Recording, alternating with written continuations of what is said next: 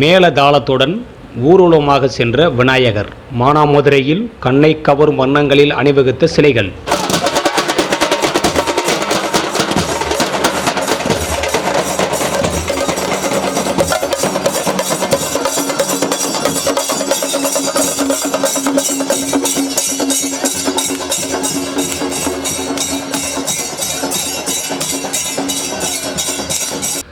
சிவகங்கை மாவட்டம் மானாமதுரையில் விநாயகர் சதுர்த்தியை முன்னிட்டு பழைய பேருந்து நிலையத்தில் இந்து முன்னணி மற்றும் பாஜகவினர் இணைந்து நடத்திய விநாயகர் ஊர்வலத்திற்கு இந்து முன்னணி ஒன்றிய தலைவர் கோவிந்தராஜ் தலைமை தாங்கினார்.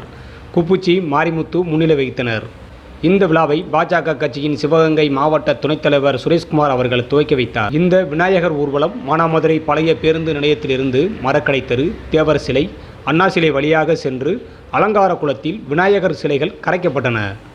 இந்த நிகழ்ச்சியில் இந்து முன்னணி மாவட்ட பொதுச் செயலாளர் அக்னிபாலா, பாஜக கட்சியின் மாவட்ட துணைத் தலைவர் சுரேஷ்குமார், நகர தலைவர் நமக்கோடி என்ற முனியசாமி, ஒன்றிய தலைவர் சூப்பா ரவிச்சந்திரன், மாவட்ட செயலாளர் சங்கர சுப்பிரமணியன் மற்றும் பாஜக கட்சியின் மாவட்ட அணி பிரிவு நிர்வாகிகள், ஒன்றிய நகர நிர்வாகிகள் மற்றும் தினமுல்லையின் விளம்பரதாரர்கள்.